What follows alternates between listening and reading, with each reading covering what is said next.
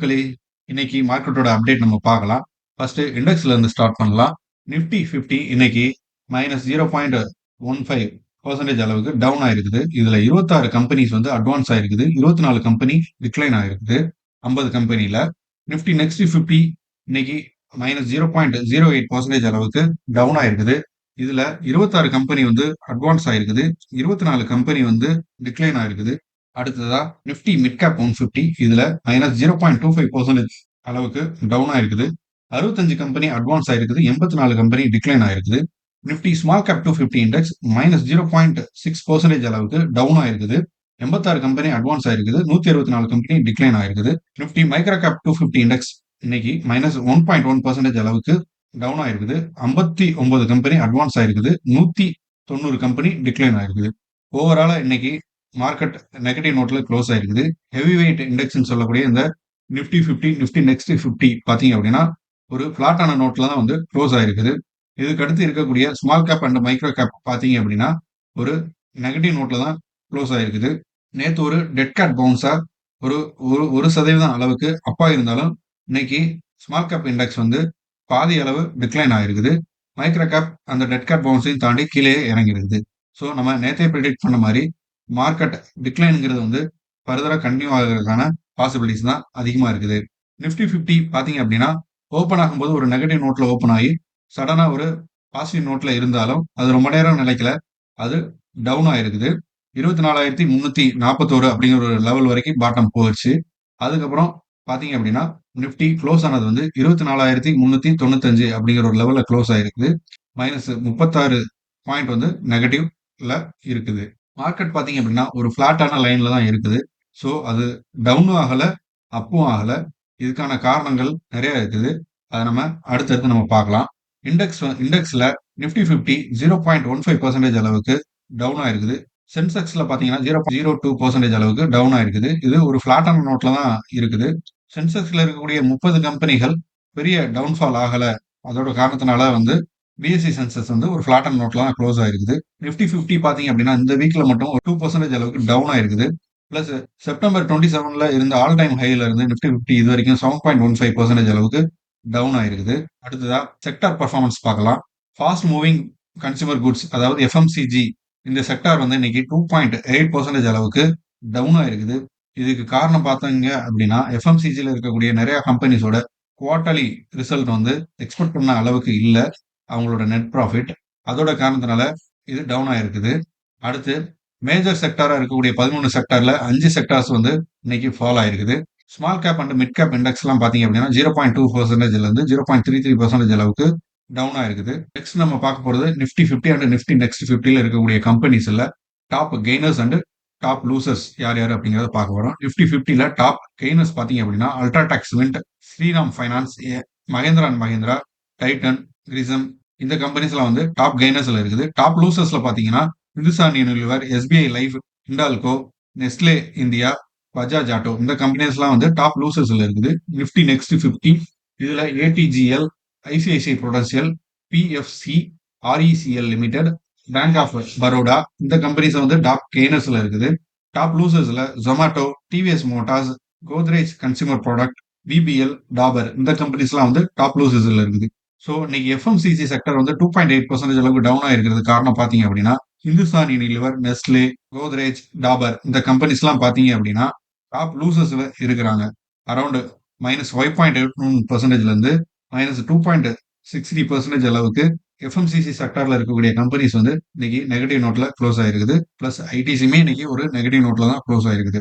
இந்த காரணத்தினால தான் எஃப்எம்சிசி செக்டார் இன்னைக்கு ஒரு நெகட்டிவ் நோட்ல க்ளோஸ் ஆயிருக்குது.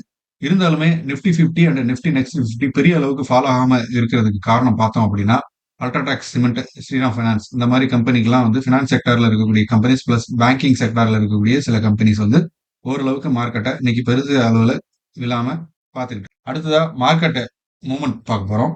Other market. ஏசியன் மார்க்கெட் இன்னைக்கு வந்து ஃபால் ஆயிருக்குது. இது அமெரிக்கன் இண்டெக்ஸை தொடர்ந்து ஏசியா மார்க்கெட்டும் இன்னைக்கு ஃபால் ஆயிருக்குது. அதே மாதிரி அலுமினியம் ப்ரொடியூசரா இருக்கக்கூடிய ஹிண்டால்கோ இண்டஸ்ட்ரீஸ் வந்து இன்னைக்கு 3.7% வந்து டவுன் ஆயிருக்குது. இதுக்கு காரணம் பார்த்தீங்க அப்படின்னா, பிரான்ஸ்ல சில ஃபோர்காஸ்ட் வந்து மெட்டல் ரிலேட்டடா நடந்திருக்கு. அதை தொடர்ந்து ஹிண்டால்கோ பார்த்தீங்க அப்படின்னா 3.7% வந்து டவுன் ஆயிருக்குது. பேடிஎம் இன்னைக்கு 2.6% அளவுக்கு அப்பா இருக்குது. நேத்து பேடிஎம் வந்து ஒரு 5% அளவுக்கு அப்பா இருந்தது. அதுக்கு காரணம் பார்த்தீங்க அப்படின்னா, இன்டகிரேட்டட் யூசர் இன்டர்ஃபேஸ் வந்து அவங்க யூஸ் பண்ணிக்கலாம் அப்படிங்கிற மாரி அவங்களுக்கு ஒரு அப்ரூவல் கிடைச்சிருந்தது. அத தொடர்ந்து அது நேத்து ஒரு நல்ல அப் குடுத்திருந்தது. இன்னைக்கு பார்த்தீங்க அப்படின்னா, சிஐடி வந்து பேடிஎம் ரேங்கிங் ஸ்டேட்டஸ வந்து அப்கிரேட் பண்ணியிருக்கிறாங்க. ஸோ, அத தொடர்ந்தும் பேடிஎம் பார்த்தீங்க அப்படின்னா 2.6% அளவுக்கு அப் ஆயிருக்குது. அடுத்ததா நம்ம மார்க்கெட் சென்டிமென்ட் பார்க்கலாம். இன்னைக்கு மார்க்கெட் சென்டிமென்ட்ல இதுவரைக்கும் எஃப்ஐஎஸ் பார்த்தீங்க அப்படின்னா 82,000 கோடி அளவுக்கு அமௌண்ட்ட இந்தியன் மார்க்கெட்ல இருந்து வெளிய எடுத்திருக்கிறாங்க நம்ம மார்க்கெட்ல இருந்து. அதனாலேயே நம்ம மார்க்கெட் வந்து இன்னைக்கு அக்டோபர் மந்த் ஒரு வொர்ஸ்டான மந்த்தா இருக்குது. அது மட்டும் காரணம் பார்த்தீங்க அப்படின்னா, இல்ல. அடுத்ததா பார்த்தீங்க அப்படின்னா, நம்ம மார்க்கெட்டோட லிக்விடிட்டி வந்து குறைஞ்சிருச்சு. இதுக்கு பார்த்தீங்க அப்படின்னா, செப்டம்பர் அண்ட் அக்டோபர் மந்த்ல நெறைய ஐபிஓஸ் வந்து கியூஐபிஸ் வந்து நடந்தது. அதனால அமௌண்ட் ஃப்ளோ வந்து பெருசா இல்ல. லிக்விடிட்டியும் குறைஞ்சிருச்சு. இந்த காரணத்தினாலயும் மார்க்கெட் டவுன் ஆகும்போது, அத லெவல் பண்றதுக்கு பெருசா யாரும் இன்ட்ரெஸ்ட் காட்டல. லாஸ்ட் மந்த்ல பார்த்தீங்க அப்படின்னா, சென்செக்ஸ் வந்து 5.66% வந்து கீழ விழுந்திருந்தது. இது பார்த்தீங்க அப்படின்னா, ஜூன் 2022ல நடந்த ஃபால விட அதிகம். ஜூன் 2022ல 4.58% அளவுக்கு தான் ஃபால் ஆயிருந்தது. கோவிட்க்கு அப்புறம் சென்செக்ஸ் இந்த அளவுக்கு ஃபால் ஆயிருக்குது 5.66%. இது பார்த்தீங்க அப்படின்னா, கோவிட் அப்போ பிப்ரவரி மந்த்ல 6% வந்து ஃபால் ஆயிருந்தது. மார்ச் மந்த்ல 23% ஃபால் ஆயிருந்தது சென்செக்ஸ். ஸோ இன்னுமே மார்க்கெட் மூட் பார்த்தீங்க அப்படின்னா, பை சைனா, செல் இந்தியா அப்படிங்கிற ஒரு வேர்டிங் தான் வந்து ஃபாரின் இன்ஸ்டிடியூஷனல் இன்வெஸ்டர்ஸ்ல போயிட்டு இருக்கு.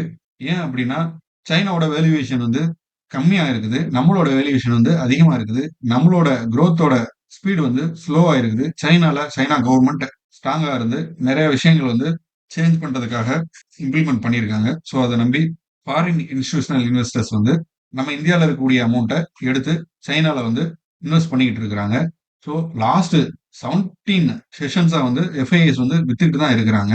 எப்பல்லாம் மார்க்கெட் டவுன் ஆகுதோ, அப்பல்லாம் வந்து டிஐஎஸ் வந்து அமௌண்ட்ட போட்டு அத லெவல் பண்றாங்க. ஸோ ஒரு 1% ஒரு 0.2% வந்து அப் ஆகும்போதெல்லாம், எஃப்ஐஎஸ் வந்து அத ஒரு ஆப்பர்ச்சுனிட்டியா யூஸ் பண்ணிக்கிட்டு, அந்த அமௌண்ட் எல்லாம் செல் பண்ணி வெளிய எடுத்து, சைனா மார்க்கெட்ல வந்து இன்வெஸ்ட் பண்ணிக்கிட்டு இருக்கிறாங்க. ஸோ நம்ம பல்க்கா இன்வெஸ்ட் பண்றத தவிர்க்கிறது ரொம்ப நல்லது. நம்ம மார்க்கெட் வந்து இன்னும் ஒரு குவார்ட்டர், அதாவது இன்னும் அடுத்த ஒரு 3 மாசத்துக்கு இந்த மாரி தான் இருக்குங்கிற மாரி தோணுது. ஸோ கொஞ்சம் கவனமா இருங்க. நேத்து நம்ம ஹிந்துஸ்தான் யூனிலிவரோட Q2 ஏர்னிங் ரிப்போர்ட் வந்து பார்த்திருந்தோம். அத தொடர்ந்து இன்னைக்கு வந்து ஹிந்துஸ்தான் யூனிலிவர் 5.8% அளவுக்கு ஃபால் ஆயிருக்குது. இது வந்து பார்த்தீங்கன்னா, லாஸ்ட் 9 மந்த்ல இது மாரியான ஒரு வொர்ஸ்ட் ஃபால் வந்து நடக்கல. இதுக்கு காரணமா பார்த்தோம் அப்படின்னா, நேத்து பார்த்த மாரி ஏர்னிங் ரிப்போர்ட் வந்து ப்ராஃபிட் அவங்க குடுத்திருந்தாலும், அத எக்ஸ்போர்ட் பண்ண அளவுக்கு இல்ல. பிளஸ் வந்து அர்பன் ஏரியால அவங்களோட குரோத் வந்து மார்க்கெட் வந்து ஸ்லோவா தான் இருக்குங்கிற காரணத்தினாலயும், எஃப்எம்சிஜி செக்டாரா இருக்கக்கூடிய ஹிந்துஸ்தான் யூனிலிவருக்கு ஃபர்தரா வரக்கூடிய காலங்களும் சேலஞ்சிங்கா இருக்கும் அப்படிங்கிற ஒரு ரீசன்னால, நெக்ஸ்ட் ப்ராஃபிட்டும் குரோ ஆறதுக்கான ஒரு பாசிபிலிட்டீஸ் இருக்காது அப்படிங்கிறத கருதி, ஹிந்துஸ்தான் யூனிலிவர் இன்னைக்கு 5.8% அளவுக்கு டவுன் ஆயிருக்குது. இது ஃபர்தரா டவுன் ஆகுறதுக்கான பாசிபிலிட்டீஸும் இருக்குது. அப்பப்போ ஒரு டெட் கேட் பவுன்ஸ் மாரி ஒரு ஸ்மால் அளவுக்கு ரெக்கவர் குடுத்தாலும், இது அடுத்தடுத்த செஷன்ஸ்ல வந்து டவுன் ஆக தான் போகுது. அடுத்து கார்ப்பரேட் நியூஸ்ல பார்த்தீங்க அப்படின்னா, ஆக்சிஸ் பேங்க் வந்து அமிதாப் சௌத்ரி அப்படிங்கிறவர ரீடெயின் பண்ணியிருக்கிறாங்க. எம்டி அண்ட் சிஇஓவா வந்து ரீஅப்பாயின்ட்மென்ட் பண்ணி ரீடெயின் பண்ணியிருக்கிறாங்க. இதுக்கு ஆர்பிஐ வந்து அப்ரூவ் குடுத்திருக்கிறாங்க. அடுத்து பார்த்தீங்க அப்படின்னா, நம்ம கேபினெட் வந்து ஒரு 2 மேஜர் ரயில்வே ப்ராஜெக்ட்க்கு வந்து அப்ரூவ் குடுத்திருக்கிறாங்க. இதோட காஸ்ட் பார்த்தீங்க அப்படின்னா, 6,798 கோடி அளவுக்கு இதோட காஸ்ட் இருக்குது. இந்த ப்ராஜெக்ட்ல பார்த்தீங்க அப்படின்னா, 3 மெயினான ஸ்டேட்ஸ் வந்து பலனடைய போறாங்க. ஒண்ணு ஆந்திர பிரதேஷ், தெலுங்கானா, பீகார். இந்த 3 ஸ்டேட்லயுமே நெறைய ரயில்வே ப்ராஜெக்ட்ஸ் வந்து போடப் போறாங்க. 313 கிலோமீட்டர் அளவுக்கு நெட்வொர்க்கிங் வந்து இம்ப்ரூவ் பண்ண போறாங்க. இதோட டைம் லைன் பார்த்தீங்க அப்படின்னா, 5 இயர்ஸ் அளவுக்கு இது நடக்கப் போகுது. இது வந்து பார்த்தீங்க அப்படின்னா, அந்த 3 ஸ்டேட்டுக்கும் ஒரு நல்ல குரோத்த குடுக்கறதுக்கான பாசிபிலிட்டீஸ் வந்து அதிகமா இருக்குது. ஏன்னா, டிரான்ஸ்போர்ட் வந்து ஈஸி ஆகும்போது, அங்க வணிகமும் வந்து பெருகுறதுக்கான ஒரு சூழ்நிலை வந்து கண்டிப்பா உருவாகும். அந்த காரணத்தினால இந்த ப்ராஜெக்ட் கண்டிப்பா அந்த ஸ்டேட்ஸ்க்கு உதவும். அதே சமயத்துல இந்த ப்ராஜெக்ட்ல இன்வால்வ் ஆகக்கூடிய ரயில்வே ரிலேட்டடான கம்பெனிஸ் வந்து அவங்க ஸ்டாக் ஒரு ஷார்ட் டெர்ம்ல ஒரு நல்ல ரேலி குடுக்கறதுக்கான பாசிபிலிட்டீஸ் இருக்குது. ஏன்னா, இந்த 6,798 கோடிங்கிற அமௌண்ட் ஒரு நியூஸுக்காக ஒரு பார்க்கும்போது ஒரு பெரிய அமௌண்ட்டா தெரிஞ்சாலும், இதோட டைம் லைன் வந்து 5 வருஷங்கிறப்போ, இந்த அமௌண்ட்ட கொஞ்சம் கொஞ்சமா தான் ரிலீஸ் பண்ண போறாங்க. ஸோ, ஷார்ட் டெர்ம்ல தான் அந்த ஸ்டாக்ஸ்லாம் வந்து ஒரு நல்ல ரேலி குடுக்கும். அடுத்ததா ஸ்விக்கி பத்தி பார்க்க போறோம். ஸ்விக்கியோட ஐபிஓ வேல்யூவேஷன் வந்து பார்த்தீங்க அப்படின்னா, 15,000 மில்லியன்ல இருந்து 12.5 மில்லியன் இல்ல அப்படின்னா 13.5 மில்லியனா வந்து குறைச்சிருக்கிறாங்க. அதாவது 10-16% அளவுக்கு குறைச்சிருக்கிறாங்க. இதோட ரீசன் பார்த்தோம் அப்படின்னா, மார்க்கெட் இப்ப வோலடைலா இருக்குது. ஏறுது, இறங்குது. என்ன ரீசனுக்கு இறங்குது அப்படிங்கிறதையும் நம்மளால பிரெடிக்ட் பண்ணி சொல்ல முடியல. ஒரு ஸ்டேபிளாவும் இல்ல. இதோட காரணத்தினாலயும் ஆல்ரெடி மார்க்கெட்ல நெறைய ஐபிஓஸ் வந்து ரிலீஸ் பண்ணி, மார்க்கெட் இப்ப லிக்விடிட்டி இல்லாம இருக்குது. பிளஸ் வந்து Hyundai ஐபிஓக்கு அப்புறம் ஸ்விக்கிக்கு ஒரு பயம் வந்துருச்சு. ஏன்னா Hyundai வந்து 23 பிஇ அளவுக்கு அதிகமான வேல்யூவேஷன்ல வந்து லிஸ்ட் பண்ணியிருந்தாங்க. ஸோ அவங்க லிஸ்ட் ஆன அன்னைக்கே டவுனா தான் ஆயிருந்தது. அடுத்த நாள் ஒரு கெயின் குடுத்திருந்தாலும், அது லிஸ்ட் ஆன பிரைஸ்க்கு வந்து அது போகல. ஃபர்தரா Hyundai டவுன் ஆகறதுக்கான பாசிபிலிட்டீஸ் தான் இருக்குது. சேம் அதே நிலைமை வந்து நவம்பர் மந்த்ல லிஸ்ட் ஆகக்கூடிய ஸ்விக்கி கம்பெனிக்கும் நடந்துறக்கூடாதுங்கிறதுக்காக வந்து அவங்க வேல்யூவேஷன் வந்து குறைச்சிருக்கிறாங்க. பிளஸ் ஆல்ரெடி நிஃப்டி 50 இண்டெக்ஸ் வந்து ஒரு 7.15% அளவுக்கு டவுன் ஆயிருக்குது. ஸோ இந்த ரீசன்னாலயும் ஸ்விக்கி வந்து அவங்களோட வேல்யூவேஷன் வந்து குறைச்சிருக்கிறாங்க. இதனால இன்வெஸ்டர்ஸ் வந்து அதிக அளவுக்கு இன்வெஸ்ட் பண்றதுக்கான பாசிபிலிட்டீஸ் இருக்குது. ஃபர்தரா அவங்களுக்கு அந்த கேபிட்டல் அமௌண்ட் வந்து அவங்களுக்கு ஹெல்ப்ஃபுல்லா இருக்கும். அடுத்து அடுத்து இண்டஸ் இந்தியா பேங்கோட Q2 ரிசல்ட் வந்து நம்ம பார்க்க போறோம். ப்ராஃபிட் பார்த்தீங்க அப்படின்னா 40% அளவுக்கு டவுன் ஆயிருக்குது. 1331 கோடியா. இதுக்கு காரணமா பார்க்கறது பார்த்தீங்க அப்படின்னா, பேட் லோன் வந்து அவங்க நெறைய புரொவைட் பண்ணியிருக்கிறாங்க. புரோவிஷன் வந்து நெறைய புரொவைட் பண்ணியிருக்கிறாங்க. பேட் லோனுக்காக. அந்த புரோவிஷன ஒதுக்கி இருக்கிறாங்க. வரா கடனுக்காக. அந்த ரீசனால இவங்களோட ப்ராஃபிட் வந்து 40% வந்து ஃபால் ஆயிருக்குது. ஸோ அவங்களோட புரோவிஷன் வந்து பார்த்தீங்க அப்படின்னா, 87% அளவுக்கு டவுன் ஆயிருக்குது. அதாவது 1820 கோடி வந்து குறைஞ்சிருக்குது. இன்கம் அண்ட் மார்ஜின் பார்த்தீங்க அப்படின்னா, 5% வந்து இன்கிரீஸ் ஆயிருக்குது. 5347 கோடியா. பட் நெட் இன்ட்ரெஸ்ட் மார்ஜின் பார்த்தீங்க அப்படின்னா குறைஞ்சிருக்குது. 4.08% அளவுக்கு குறைஞ்சிருக்குது. அடுத்து லேண்ட் அண்ட் டெபாசிட் குரோத் பார்த்தீங்க அப்படின்னா, குரோ ஆயிருக்குது. லோன்ஸ் 13% அளவுக்கு குரோ ஆயிருக்குது. அதாவது 3,57,000 கோடி அளவுக்கு குரோ ஆயிருக்குது.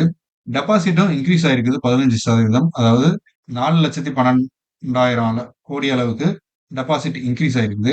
இந்த பேங்க் பார்த்தீங்க அப்படின்னா, கேபிட்டல் அடிக்யூசி ரேஷியோவை 16.51% அளவுக்கு மெயின்டைன் பண்ணியிருக்குது.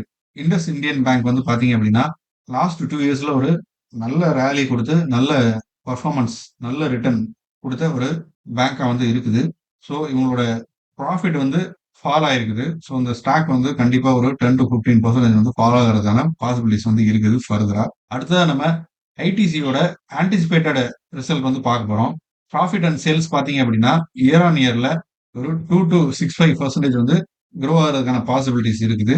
நெட் ப்ராஃபிட் பார்த்தீங்க அப்படின்னா 5-8% அளவுக்கு ரைஸ் ஆகக்கூடிய பாசிபிலிட்டிஸ் இருக்குது செப்டம்பர் குவார்ட்டர்ல. அதே மாதிரி சிகரெட் பிசினஸ் பார்த்தீங்க அப்படின்னா, அவங்களோட வால்யூம் வந்து ப்ரொஜெக்டட் குரோத் பார்த்தீங்க அப்படின்னா 2.5%ல இருந்து 3.5% தான் இருக்குது இயர் ஆன் இயர்ல. ஒரு ஸ்டேபிளான மார்ஜினோட.